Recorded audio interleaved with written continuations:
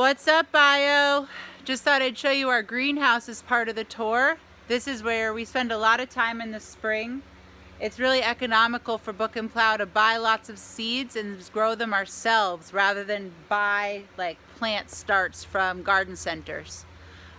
We have right now early spring crops that we can harvest soon, and also crops that'll need to be in the ground all season long. So right here we got some, you guessed it, lettuce, and that we seeded in we seeded that in March, and we're gonna plant it next week and harvest it.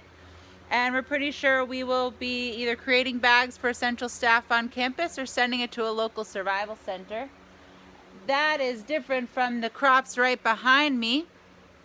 These babies are onions, and that's a seed that we start in early March, end of February, and they take a long time to grow and bulb up in New England, so we will just take care of them all summer long.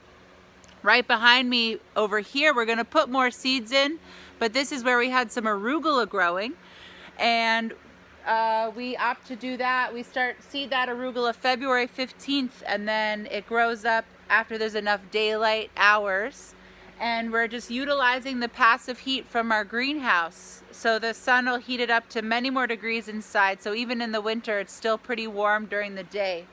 And then something like arugula doesn't die when it freezes. Many farms in New England, in order to have food in the winter, use tunnels, structures like this, to get the job done. And still growing in soil though, so different from like hydroponics and aquaponics. We would like to have more of these tunnels, and we're going to take this year to kind of deconstruct another tunnel we have and build it closer to campus for cherry tomatoes and winter greens. Some crops, it's impossible really to grow here to full season, or you really have to flex on using a lot of propane to make the environment warm enough. Things like ginger and turmeric, which are a stretch because they're tropical crops, you can grow, but you have to seed them early and then make sure you grow them in tunnels. Other things like tomatoes, many farmers here will opt to grow in tunnels so that they can have a longer season and start harvesting earlier, and even have them later in the season when it starts getting cold again. We mostly grow our field tomatoes outside because we really want our food ready in September.